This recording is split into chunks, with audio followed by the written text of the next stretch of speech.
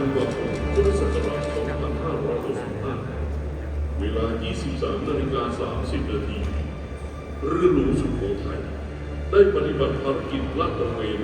เพื่อรักษาผลประโยชน์ของชาติทางทะเลบริเวณอ่าวไทยตอนบนจนมาถึงบริเวณแบริ่ง090ระยะ 20 ไมล์จากท่าเรืออำเภอบางสะพานจังหวัดประจวบคีรีขันธ์เกิดคลื่นลมแรงทำให้เรือหลวงสุโขทัยได้อับปางลงชีวิตรักเพื่อนเรารับนำพาเราตั้งแต่เรือยังอิ่มมากๆทุกคนอยู่ในความหวาดกลัวให้เตรียมพร้อมครับพอจังหวะที่ทุกคนลงในน้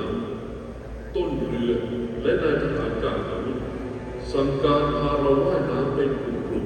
ๆไปจนถึงเรือหลวงกระบุรีสำเร็จโดยที่ต้นเรือพระเองก็ลากพาจากเรือที่ไม่มีชูชีพไปด้วย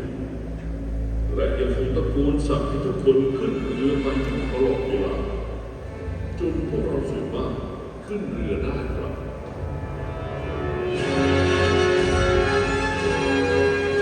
นาวาตรี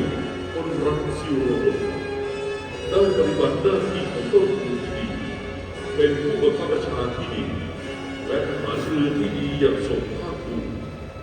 เห็นประโยชน์ส่วนรวมมากกว่าชีวิตของตน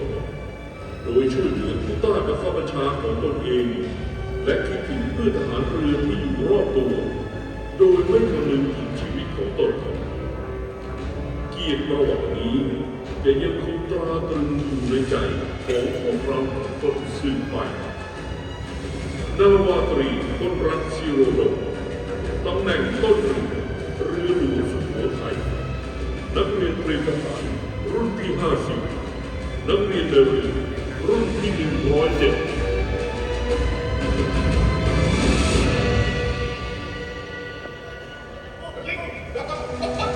ความเสียใจและขอส่งกำลังใจไปยังครอบครัวสุภาพบุรุษเตรียมทหารทั้ง3 ท่านที่ได้เสียสละชีวิตปฏิบัติหน้าที่สมชายชาติทหารไม่ว่าภารกิจจะเสี่ยงภัยเหน็ดเหนื่อยมากเท่าใดก็ตามก็เพื่อทำรงรักษาไว้ซึ่งชาติศาสนาพระมหากษัตริย์และประชาชนอันเป็นที่รักเพื่อให้ลูกหลานได้อยู่บนพื้นแผ่นดินนี้ได้อย่างมีความสุขตลอดไป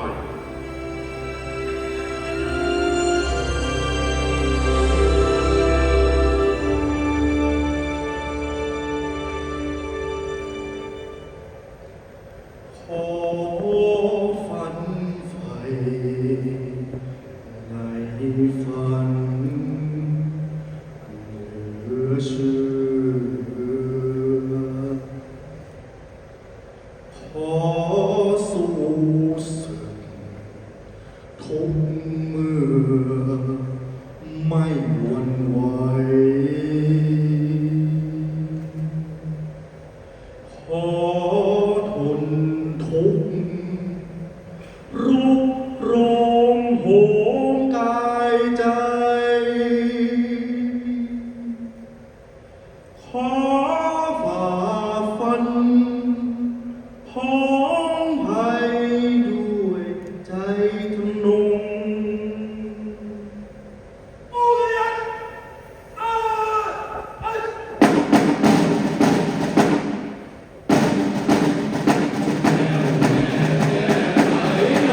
เ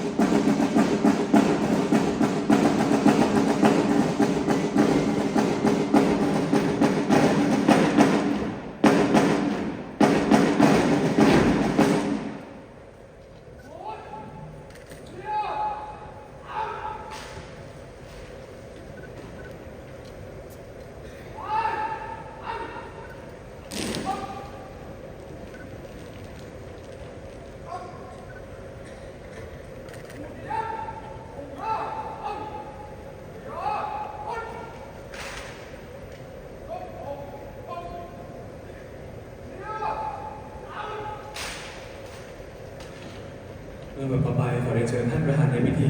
ได้กรุณามอบรางวัลจากดาวสุดีให้แก่ทายาทของศิษย์เก่าจำนวน3ท่านขอเรียนเชิญครับ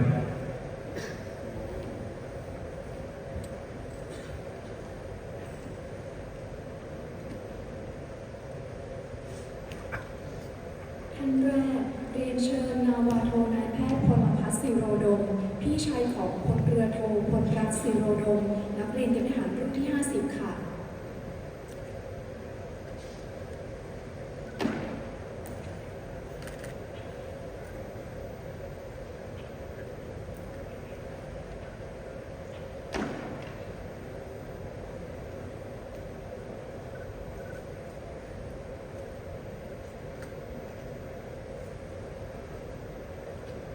เรียนเชิญคุณรัตนาอินทชัยมารดาของพลอากาศตรีสุภกิจอินทชัยนักเรียนเตรียมทหารรุ่นที่ 52 ครับ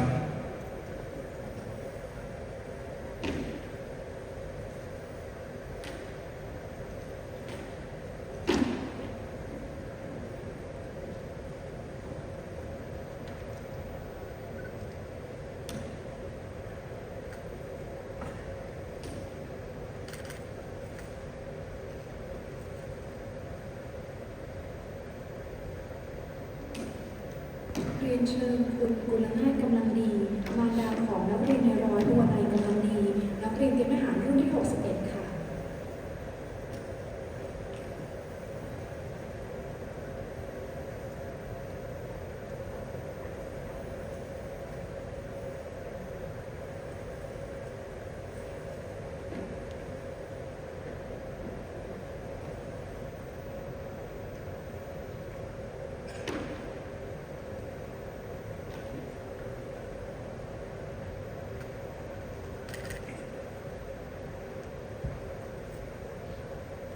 ขอขอบพระคุณท่านประธานในพิธีเป็นอย่างสูงครับ